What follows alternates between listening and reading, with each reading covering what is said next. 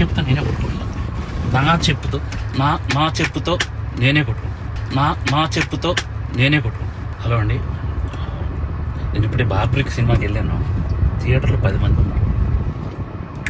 10 మంది దగ్గరికి వెళ్ళి నేను డైరెక్టర్ అని చెప్పకుండా ఒక్కొక్కరికి అడిగాను, పోయా సినిమా ఎలా ఉంది? సినిమా చాలా బాగుంది అన్నారు. నిజం చెప్పండి భయ్యా, నేను డైరెక్టర్ని అని అంటే, సార్ డైరెక్టరా మీరు అని హక్ చేసుకొని సినిమా చాలా బాగుంది సార్ అని అంటే నాకు కళ్ళల్లో నీళ్ళ. ఎందుకు మరి 10 మంది థియేటర్లో ఉన్నారు, 15 మంది థియేటర్లో ఉన్నారు, ఎందుకు నాకు అర్థం కాలేదు. అంటే ఏం చేస్తే వస్తారు? నేను ఇంత 2.5 ఏళ్ళు పిచ్చి కుక్కలా కష్టపడ్డాను. 2.5 ఏళ్ళు. మీకు ఒకటి చెప్పాలి, నేను నిన్న సాటర్డే ఆఫీసులో చిన్న మనస్తాపం అయింది. థియేటర్కి ఎవరు రావట్లేదని చెప్పేసి ఇంటికి వెళ్ళాను. మా ఆవిడ సినిమా 4:40 షోకి వెళ్ళింది. నేను 5 o'clockకి ఇంటికి వెళ్ళిపోతానని చెప్పాను. నువ్వు సినిమా చూసిరా, నేను ఇంటికి వెళ్తున్నాను అన్నాను. మా ఆవిడ పరిగెత్తుకొని వచ్చేసింది భయ్య. నాకు అప్పుడు అనిపించిపోయింది, నేను ఎక్కడ మనస్తాపానికి చెంది ఆత్మహత్య చేసుకుంటారేమో అని వచ్చేసింది భయ్య. అంటే 2.5 ఏళ్ళ కష్టం తనకు తెలుసు.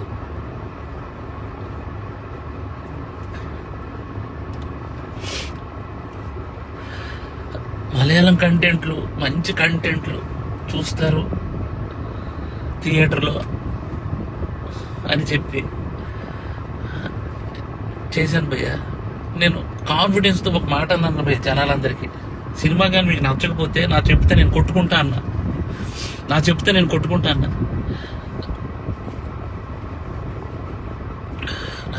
కొట్టుకుంటానంటే కూడా జనాలు రాలేదు భయ్య.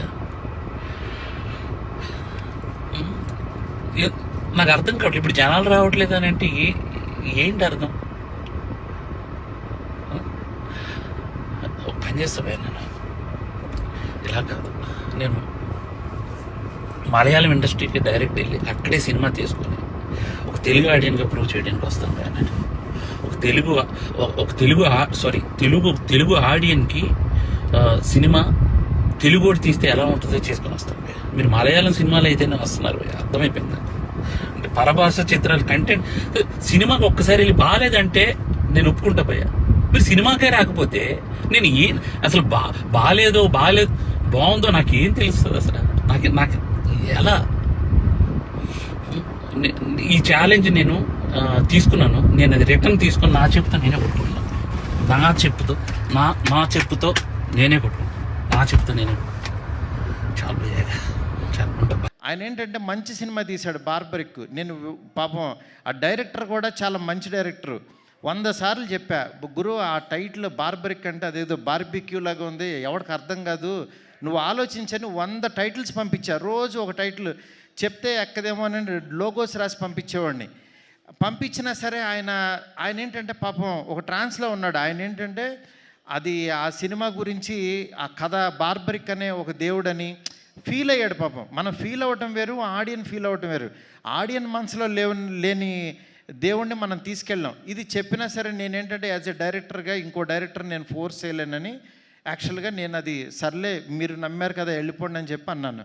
అది అలాగే వెళ్ళిపోయింది. చివరికి యాక్చువల్గా ఆయన మంచి సినిమా తీసి చూడలేదని చెప్పుతో కొట్టుకున్నాడు. నాకు చాలా బాధ అనిపించింది. డైరెక్టరు, కళాకారుడు 10 మందిని క్రియేట్ చేసేవాడు అలాంటి పిచ్చి పనులు చేయొద్దు దయచేసి. ఎందుకు చెప్తున్నానంటే ఆడియన్స్ని రప్పించడానికి ఎన్ని పిచ్చి మాటలు మాట్లాడుతున్నారంటే, బూతులు మాట్లాడుతున్నారు, చొక్కా తీసు తిరుగుతాను అంటున్నారు, అసలు సినిమాలే మానేస్తానంటున్నారు. అసలు ఒక సినిమా ఆడకపోతే నువ్వు ఎంత దిగజారిపోతావా? ఎంత దారుణంగా మాట్లాడతారా? అంటే ఈ సినిమా కాదు ఇంకో సినిమా ఆడుతుంది, అంతేగాని సినిమాలు మానేస్తా, నేను రాను, ఎవరిని చూడొద్దు, చొక్కా ఇప్పదీసి తిరుగుతా, బూతులు మాట్లాడతారు. ఏంటి అసలు ఇది? ఏ కల్చర్ ఎటు వెళ్ళిపోతుంది? ప్రతి సినిమాకి చూస్తున్నా. మనం ఏదన్నా కొంచెం కాంట్రవర్సల్గా మాట్లాడితే సినిమా వెళ్తుంది, బూతులు మాట్లాడితే సినిమా చూస్తారు. నేను రాసినన్ని డబుల్ మీనింగ్ డైలాగులు నేను కూర్చుంటే నాకంటే గొప్పగా ఎవడో రాయడు, గుర్తుపెట్టుకోండి. కానీ నేను ఎందుకు రాయట్లేదు బస్ స్టాప్ అనే సినిమాతో ఆపేశాను. నేను ఎందుకు రాయట్లేదు? డబ్బులు సంపాదించడం నాకు రాదా? నేను బ్యూటీ లాగా 4 రోజులు కూర్చున్నానంటే 100 డైలాగులు ఇస్తా ఇట్లాంటి సినిమాకి. ఎందుకు తీస్తున్నావు? ఫ్యామిలీస్ రావాలి, మంచి సినిమా, క్వాలిటీ సినిమా ఇవ్వాలి. ఈ రోజుల్లో బస్ స్టాప్లో డబుల్ మీనింగ్లు, బూత్ డైరెక్టర్ అనేవాడు 400 కోట్లకి ఒక ఫ్లాప్ సినిమా తర్వాత పిలిచి ఎదురుగుండా కూర్చోబెట్టి సినిమాలు ఎవరు ఇక్కడ? ఊరికినే సినిమాలు ఇచ్చారు అని అంటే ప్రభాస్ వాళ్ళ మనసులో నేనున్నా. మేమిద్దరం ఎంత ప్రేమలో ఉన్నామో నాకు తెలుసు. నా మెసేజ్లు చూస్తే ఆయన ఎంత ప్రేమిస్తున్నాడో నాకు తెలుసు. ఇవన్నీ నేను తర్వాత వచ్చినప్పుడు మాట్లాడతా. బట్ యాక్చువల్గా నేను ఎందుకు చెప్తున్నానంటే ఇదంతా సినిమా ఆడించాలని చాలా ఒక ఫ్రస్ట్రేషన్తో, ఒక స్ట్రెస్తో, ఒక ప్రీ రిలీజుల్లోనో దేంట్లోనో ఇష్టం వచ్చినట్టు మాట్లాడుతున్నారు. అలా కాదు. సినిమాని నమ్మండి, కంటెంట్ నమ్మండి. జనం ఎప్పుడు మంచి సినిమా తీస్తే చూస్తారు. మనం 1000 రూపాయలు పెట్టి వాళ్ళ జేబుల్లోంచి దోచేస్తున్నాం. వాళ్ళకి మంచి సినిమా ఇవ్వాల్సిన బాధ్యత మంది. ఆడెవడో రాలేదని తిడతారేంటి? అసలు రాలేదని చెప్పుతో కొట్టుకుంటారా? నాకు చాలా బాధ కలిగింది యాక్చువల్గా. అది అందుకని ఇలాంటి చిల్లర పనులు, చీప్ పనులు చేయొద్దు. ఈ సినిమా కాదు ఇంకో సినిమా. ఒక సినిమా ఫెయిల్యూర్ అయిందంటే ఓహో మేబీ నేను నచ్చలేదు, నా కంటెంట్ నచ్చలేదు అని రియలైజ్ అవ్వండి. రియలైజ్ అయ్యి ఆడియన్కి ఏం కావాలో అది వండి పెట్టడానికి ట్రై చేయండి. అంతేగాని నువ్వు చేసిన వంట ఆడిని తినమంటారు ఎందుకు? ఫోర్స్డ్గా ఆ పనులు చేయొద్దు దయచేసి.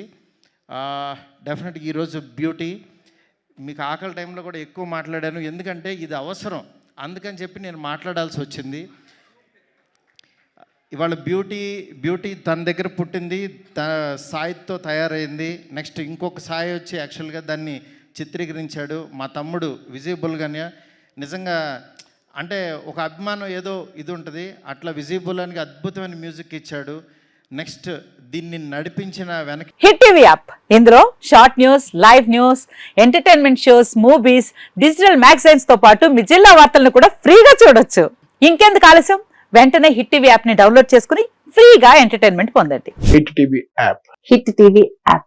Please download hit TV app. Hit TV app ని ఫ్రీగా డౌన్లోడ్ చేసుకుని ఎంజాయ్ చేయండి. మీకు నచ్చిన ఎంటర్టైన్మెంట్ కోసం హిట్ టీవీ యాప్ ని ఫ్రీగా డౌన్లోడ్ చేసుకుని ఎంజాయ్ చేయండి. హిట్ టీవీ యాప్ ని డౌన్లోడ్ చేసుకుని ఆస్వాదించండి, ఆశీర్వదించండి. ఇంతమంది సెలబ్రిటీలు హిట్ టీవీ యాప్ ని డౌన్లోడ్ చేసుకోండి అని చెప్తున్నారంటే ఎంత మంచి యాప్ ఆలోచించండి. అమెరికాలో చదవాలనుకునే వాళ్ళకి విశ్వసనీయమైన పేరు మన శౌర్య కన్సల్టెన్సీ. UK లో 1 year masters, 2 years work permit up to 5 years visa. Contact Saurya Consultancy. Contact 89851 89851.